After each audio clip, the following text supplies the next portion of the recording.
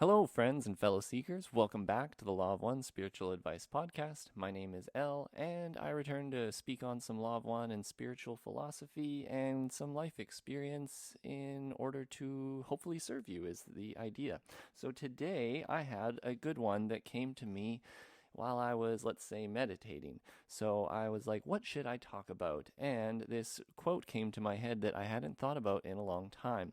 So it's about it's it uses the words rough and prostituted, but I mean more particularly we're going to be talking about the deep mind and how that's sort of tied with magic and seeking the maiden. Now, what do I mean by seeking the maiden? Well, it has to do with the rough and prostituted portion, meaning, well, I better just read you the dang quote before we get too lost in the ethers. Okay, so 99.8. This is from The Law of One, the raw material. I'm going to read you the quote, and I will share with you a story which will hopefully help you understand at least my perception of this quote and why it came to me and what I'm trying to get across to you, which is going to be that when you seek with a deep mind of like a deep quality and a purity of intention, it equals the level of, let's say, magic that is going to be the outcome of your seeking. So, in 99.8, Ra says, many use the trunk and roots of the mind as if that portion of the mind were a badly used, prostituted entity. Then this entity gains from this great storehouse that which is rough and prostituted, and without great virtue. Those who turn to the deep mind, seeing it in the guise of the maiden, go forth to court it. The courtship has nothing to do of plunder in its semblance, and may be protracted, yet the treasure gained by such careful courtship is great. End of quote. What does that mean, hey? Well, in my opinion, this quote comes to my mind when I think of this story of a time that I sought out to do meditation.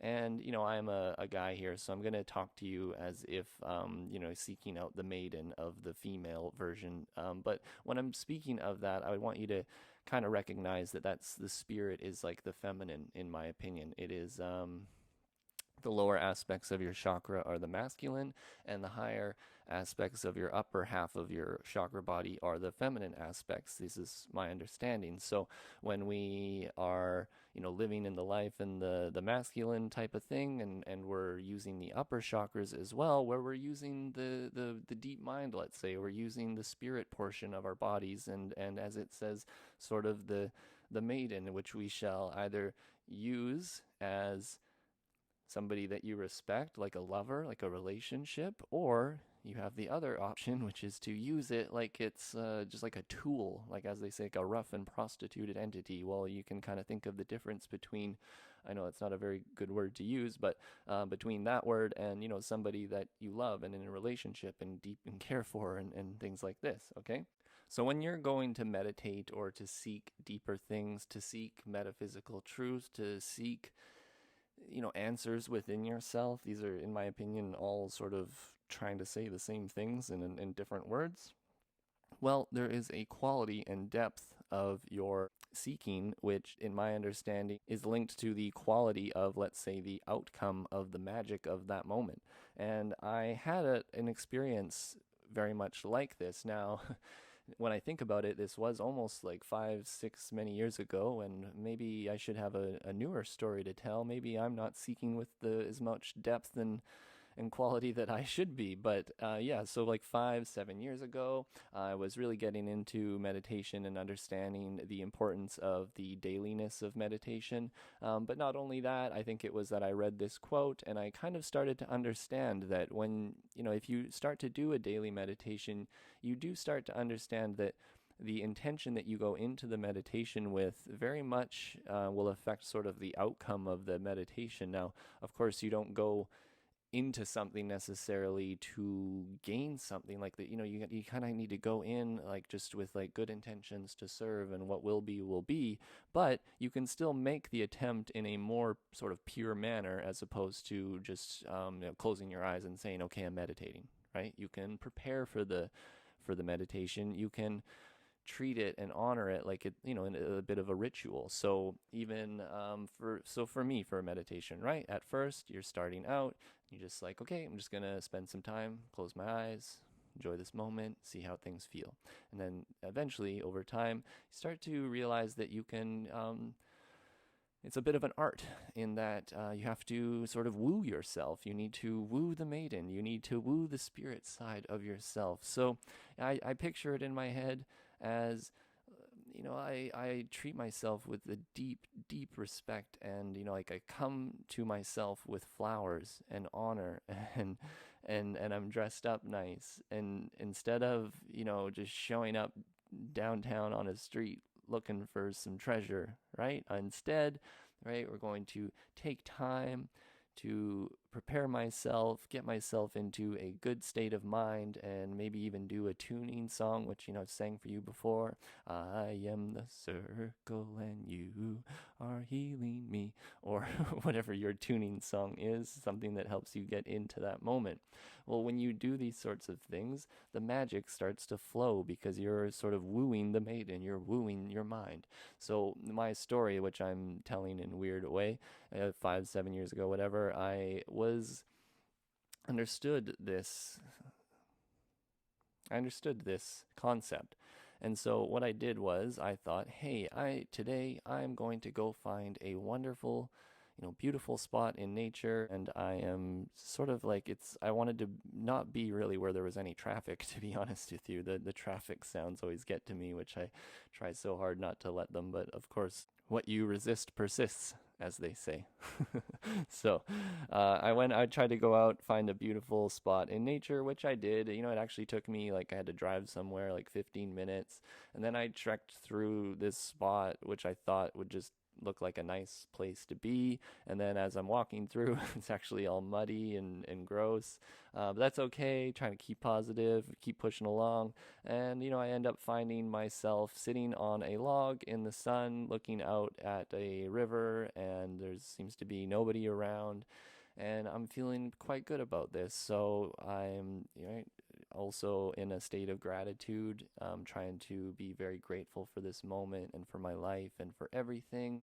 And then I enter meditation, and meditation is not much to explain, is there? So much as I wouldn't want to say what happened, and I can't necessarily remember what happened, but there was a wonderful moment during the meditation that I could feel the energy, I don't know, come into the heart, into the indigo ray, I'm not sure, but I could feel a breakthrough come, and just a wonderful feeling of gratitude and love and service to others, and like a deep quality of just understanding this moment and being present in it. And I feel like I wouldn't have gotten that sort of result if I hadn't done all the prior work. And of course, it doesn't require any actual physical work. You can do this all sort of in your mental efforts. It's just that you do have to do certain physical things sometimes to convince the mind that this is as serious as you're trying to, tell your brain that it is this serious. It needs to be like, okay, well, you say a lot of things, brain. I don't know what I should take serious or not. It's like, okay, well, actually, you're sort of doing your little ritual, and you got your little internal song that you're singing to get yourself going. This must be important. So it is important, and it will be marked with an important experience, if you will. And it's funny, actually, when I went to tell you this story, I forgot this part, which is good, because I think if I went into this story wanting to tell you this, it would actually be a bad thing, because I don't like to share spiritual gifts, I guess, with other people, because I don't want to devalue them within myself by sharing them and, having somebody maybe scoff at it, or even just for me to be using it as proof when what happened to me was for me, it was a personal experience that connected with me.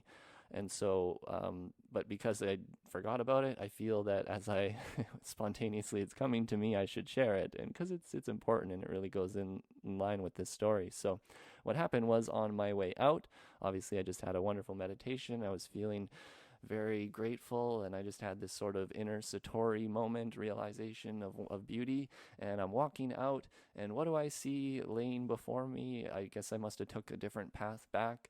and I saw a whole bunch of different shells from the ocean, which some of them I had never even seen before, but they were all just very beautiful spiral shapes.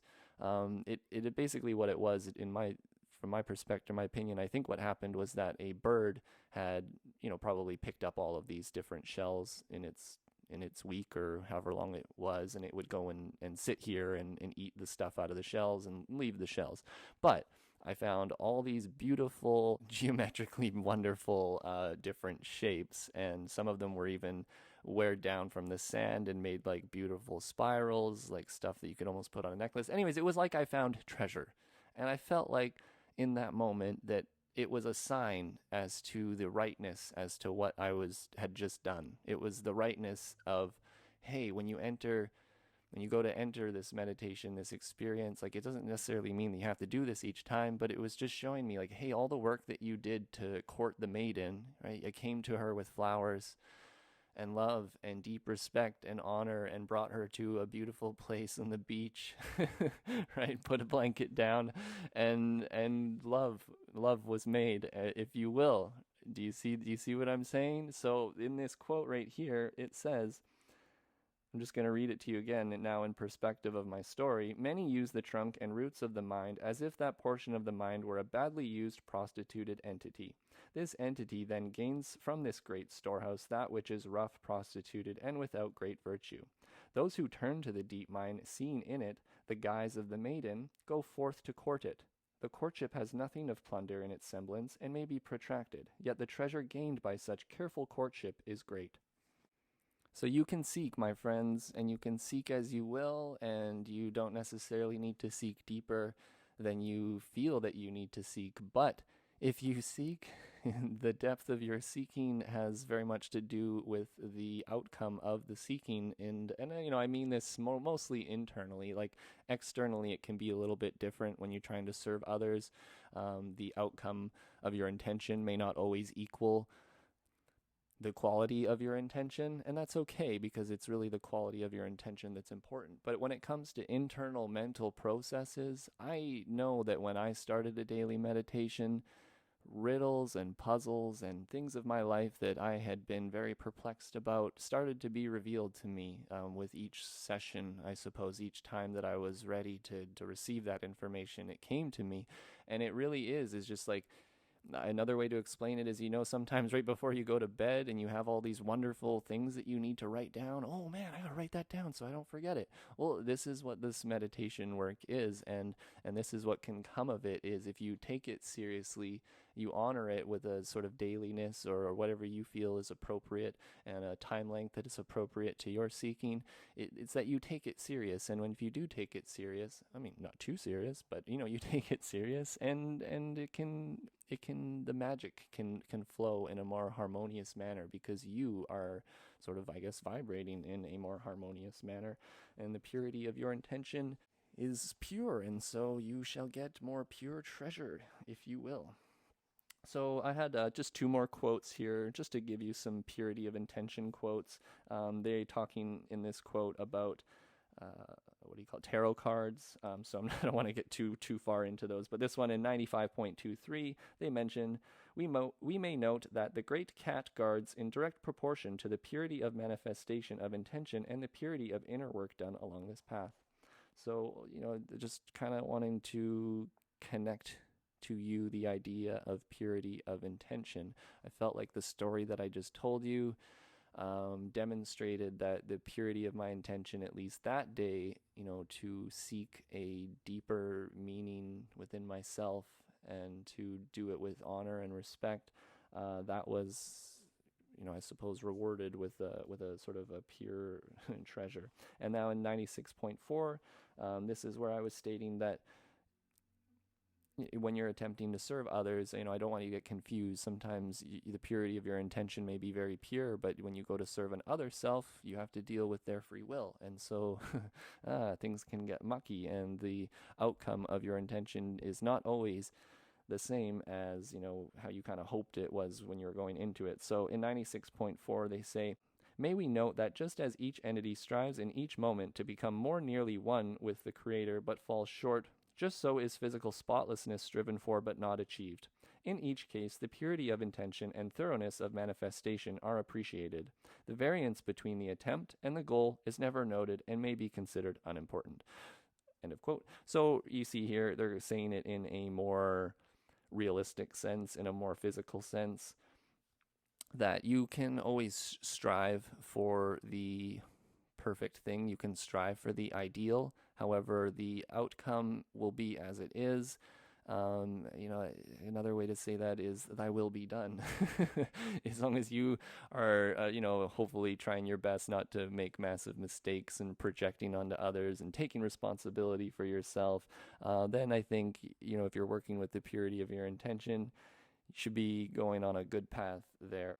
But if things don't seem to be laying out so perfectly, like, of course, reevaluate your intentions. Maybe they're not as pure as you really thought they were. However, if you're feeling that, you got a pretty good idea about what your intentions are in terms of serving others, and you're, trying to do that well, then just sometimes it doesn't always work out because the other person's free will dictates otherwise, and that's okay. All you got to do in those situations is, accept that within yourself.